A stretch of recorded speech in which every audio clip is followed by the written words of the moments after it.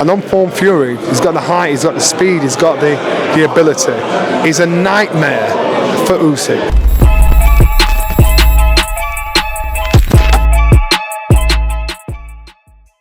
This is Jonathan Agger, fifth Pro Boxing Fans, joined by former cruiserweight champion of the world, Johnny Nelson.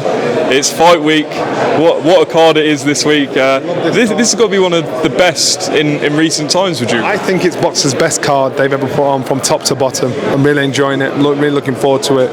You've got to be there for every fight. You just have to be.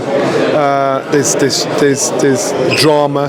There's destruction. There's upsets. There's glory days. You know, with the likes of Ben Whittaker. But I just think I'm so looking forward to this belt on a Sunday as well. Now, in the gloves of off that you did, a lot of point was made about Frazer being the Olympian, Fabio being the white collar boxer. How much is relevant to what happens on Saturday? In reality, it's not relevant at all. I remember I had 13 amateur fights. I only won 3. But when I turned professional, the amount of Olympians I'd beat, the amount of fighters that represented their country I'd beat. So it really means Jack Diddley. The problem is Frazer hasn't had the chance to prove his professional position because the opportunity's not come. The opponents haven't had him step up to the mark. The opponents, he's been frustrated with the opponents. He'd been hit and miss. And when he's got a chance to box Fabio in his 6th professional fight, he'd just not done enough rounds. It wasn't about Fabio. It was about his professional ability as a fighter. Now the fight's on, and so it's a case of Frazer has enough technical knowledge, intelligence, but we've got to see it in practice. Fabio's shown it. Fabio's proved it. Fabio's like in a win-win situation. If he loses to Frazer, he'd say, well, I'm a white-collar fighter. What do I do? Look what I've done. If he wins, he's onwards and upwards. There's more pressure on Frazer than there is on Fabio. And now Fabio contradicted himself in the gloves are off. I thought, you know what, you're playing a blinder, mate. You're playing a blinder because he knows what he's doing and where he's coming from. Frustrates Frazer. If you're a person watching, say, boxing for the first time this Saturday, and you're like, who do I pick in the main event? How do you break this down, then? And if it goes past halfway, who's that going to suit? Okay, so in the main fight, how do I break it down? I think we know what Fabio's about. We don't know what Frazer's about over the distance in a high temp fight. So this is to see how Frazer competes. I know what Frazer's like behind closed doors. I know Frazer spars with the best heavyweights in the world from time to time to time. So I know what he's capable of doing, but he's got to transfer that skill into a professional ring. And if he can do, he wins. If he can do. But we've got to wait until the bell goes. When Ben Whittaker signed with Sky, and Adam Smith at the time said he's Marmite, you're either going to like him, you hate him, but you're definitely going to watch him. Have you ever seen a fighter at that stage of his career have so much traction worldwide? No, and Naz at this stage was, Naz was the trailblazer. He was the first, so people didn't take him serious. People mocked and thought he's just all mouth. He can't back it up. And then eventually, at world level, the Americans loved him. All of a sudden they grabbed him, but he had to get to a certain stage, past European level, before they respected him and loved him.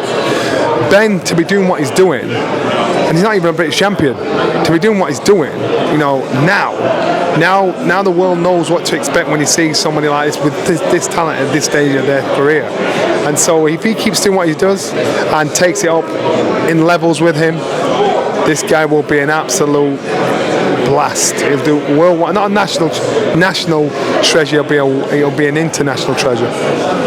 Johnny, just elsewhere, obviously we heard news the other day that UKAD and the board won their appeal against Conor Benn. Now, Simon Jordan said on TalkSport the other day that because of that decision, Conor Benn can't spar British fighters, he can't be trained by British trainers. I wasn't aware of that. I mean, how much are you aware of that? I'm well aware of it, officially. I can remember when the WBO came on the scene and the Boxing Board of Control sent letters to everybody saying anybody that boxes on a WBO card, you'll get your licence suspended. So if you're a licence holder, now this is the case. Conor, again, hindsight's a great thing. If Conor had have just taken his licks initially, he'd be over his band by now. I understand his fight, I understand his argument, I understand where he's coming from. As far as he's concerned, he did nothing. but you know, he's a talented young fighter, and unfortunately, this is the position he's in. So, and it's just slow timed his career, kind of. He's still boxing abroad, but what does he do?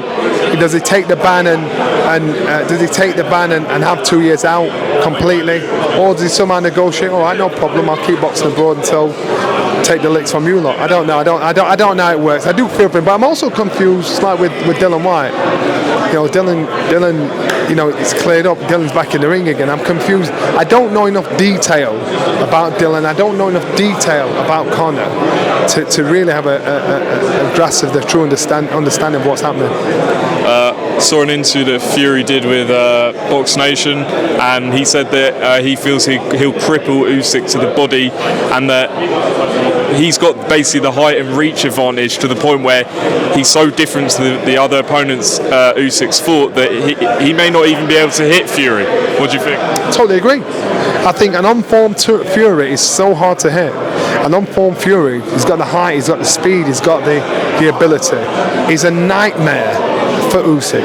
Usyk's getting in there with somebody just like him but bigger and not as smooth. There's no rhythm there. There's no predictability there. So I agree.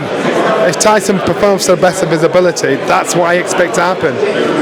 With Oleksandr Usyk, Oleksandr Usyk can't afford anything below par.